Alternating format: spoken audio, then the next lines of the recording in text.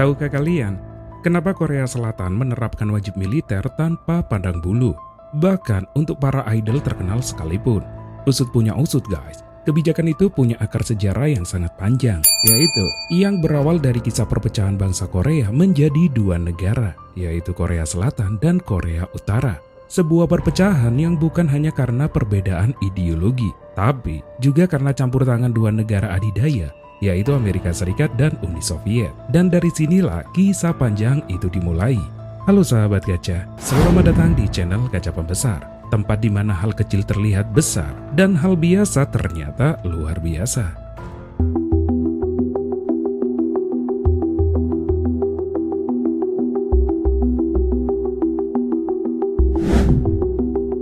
Bagian pertama, Korea sebelum terpecah. Dulu, sebelum terbelah menjadi dua negara, semenanjung Korea ini berdiri sebagai satu kerajaan besar di bawah dinasti Goryeo yang dipimpin oleh Raja Gongyang. Selama lebih dari 400 tahun, dinasti ini menjadi pusat kekuatan dan budaya di Asia Timur. Namun, pada akhir abad ke-14, sebuah kudeta mengubah segalanya. Sang raja digulingkan oleh jenderalnya sendiri, yaitu Lee Seong-gi, yang kemudian mendirikan dinasti baru bernama dinasti Joseon atau Joseon. Kalau kamu sering nonton drama kolosal Korea, pasti nggak asing dengan nama ini, yaitu dinasti Joseon. Di masa inilah Korea mencapai masa keemasannya, maju dalam hal seni, sastra, bahkan teknologi. Selama 500 tahun lamanya, dinasti Joseon ini berdiri kokoh dan sulit ditaklukkan oleh musuh. Namun, kejayaan itu runtuh pada tahun 1910 ketika Jepang datang menginvasi Korea. Dan sejak saat itu, rakyat Korea hidup dalam penderitaan. Jepang mulai mengeksploitasi sumber daya dan tenaga kerja Korea, memaksa rakyat Korea bekerja demi mendukung Perang Dunia Kedua. Mereka bahkan membakar ratusan ribu dokumen sejarah, melarang berbahasa Korea, dan memaksa rakyat menggunakan nama Jepang. Selama 35 tahun lamanya, rakyat Korea ini hidup di bawah penindasan yang sangat tidak manusiawi. Hingga akhirnya, pada bulan Agustus tahun 1945, Jepang menyerah kepada sekutu setelah tragedi Hiroshima dan Nagasaki. Akhirnya Korea pun terbebas, tapi ternyata kebebasan itu justru membuka babak baru yang lebih kelam. Bagian kedua, setelah Jepang pergi. Setelah Jepang pergi, Korea mengalami kekosongan kekuasaan. Rakyat sempat berinisiatif untuk mendirikan negara mereka sendiri. Namun sebelum itu terlaksana, pasukan Uni Soviet datang dari arah utara dan mulai menduduki wilayah Korea. Melihat hal itu, Amerika Serikat tak tinggal diam. Demi mencegah penyebaran pengaruh Soviet, mereka ikut mengirim pasukan melalui jalur selatan. Kedua negara adidaya ini, yaitu Amerika dengan kapitalismenya dan Uni Soviet dengan komunismenya, saling bersaing untuk menanamkan ideologi di wilayah Korea. Persaingan inilah yang dikenal sebagai Perang Dingin atau Cold War. Karena persaingan ini tidak ada titik temu, akhirnya mereka sepakat membagi Korea menjadi dua bagian, yaitu bagian utara yang dikuasai oleh Uni Soviet dan bagian selatan yang dikuasai oleh Amerika. Pembagian itu dilakukan tepat di garis lintang 38 derajat dan katanya hanya sementara selama 5 tahun.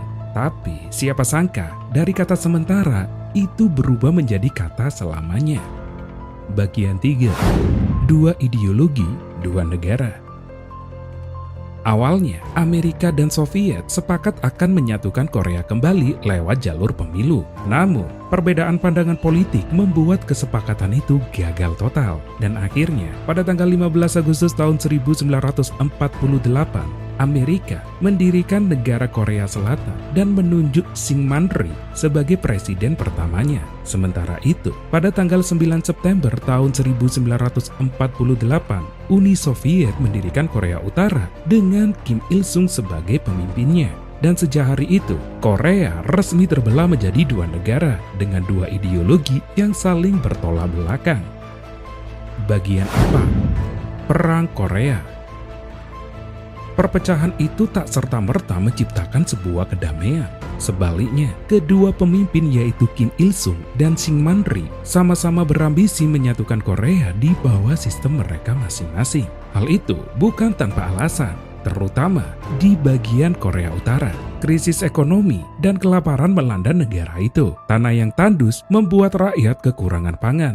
Dalam keputusasaannya, Kim Il-sung berencana menyerang Korea Selatan, bukan hanya untuk sumber daya, tapi juga untuk menyatukan Korea dengan komunisme. Dan pada tanggal 5 Juni tahun 1950, lebih dari 150.000 tentara Korea Utara dengan tank dan artileri menyerang Korea Selatan. Dalam hitungan hari, kota Seoul jatuh ke tangan Korea Utara. Pasukan Korea Selatan terdesak hingga ke ujung selatan yaitu kota Busan. Namun, saat itulah Amerika turun tangan, mengirim pasukan besar di bawah pimpinan Jenderal Douglas MacArthur.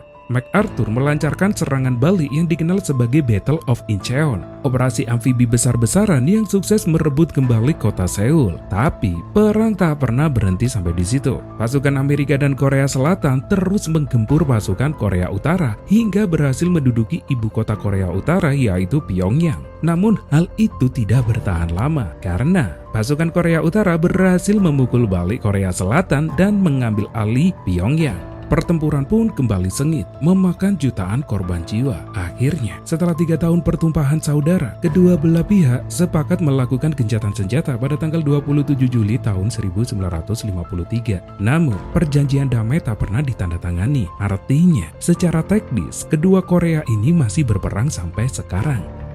Bagian 5. Dua jalan yang berbeda. Pasca perang, kedua negara menempuh jalan yang sangat berbeda.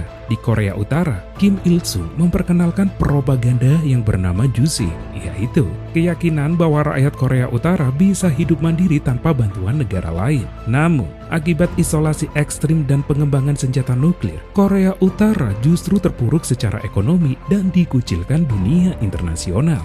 Sementara di Korea Selatan, mulai terlihat bangkit dari kehancuran. Di bawah kepemimpinan Park Chung-hee, mereka mulai membangun industri besar-besaran. Pabrik-pabrik raksasa seperti Hyundai lahir dari semangat pembangunan ini. Dan pada era Kim Dae-jung, Korea Selatan mengubah strategi, mengandalkan budaya sebagai kekuatan ekonomi. Investasi besar di sektor hiburan melahirkan gelombang budaya yang kini dikenal dunia sebagai Hallyu Wave, seperti drama Korea, K-pop, dan teknologi tinggi. Kini, Korea Selatan menjadi salah satu negara paling maju di Asia. Sementara Korea Utara tetap tertutup, misterius, dan terus bersembunyi di balik pagar besi ideologi mereka.